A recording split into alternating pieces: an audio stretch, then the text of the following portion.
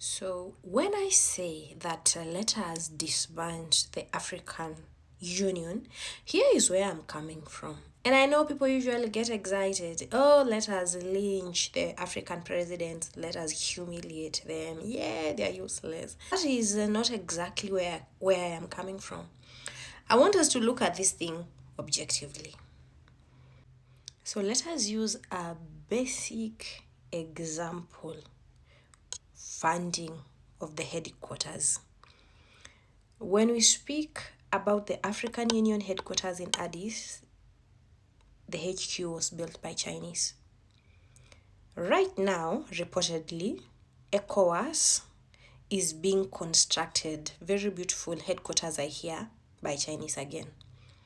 The East African Community headquarters in Arusha, Tanzania were constructed by the Germans.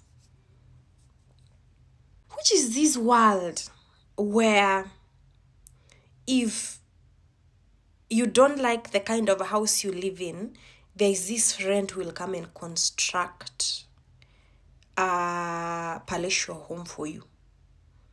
Does that work in real life? In real life, people live within their means. If you can afford a hut, you live in a hut. If you can afford a mansion, you live in a mansion. Right now, you cannot tell me that after China completes that headquarters of ECOWAS in West Africa, that West Africans are not going to cede some of their power to the Chinese.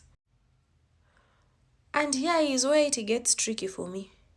If the 54 heads of state and governance within the African continent do not find it a priority to construct a headquarters, to construct a house where they can carry out their affairs, why should the Chinese do it?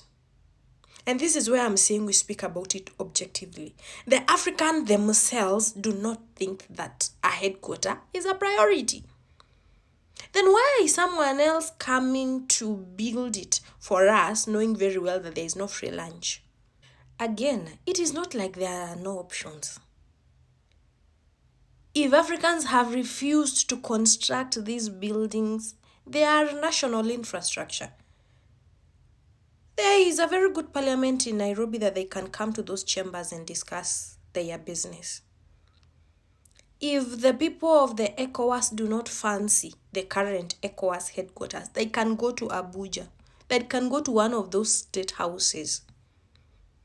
African leaders, we are trying to tell you that this begging is really paralyzing you. It is making you become powerless. It is making you become very voiceless. We see how you become small when you go to the Western nations. It is just the other day that an African man was put to the gallows for a crime that could not be proved that he committed. All of you were convening in New York for the United Nations General Assembly, and you couldn't say anything. That is the powerlessness we are speaking about.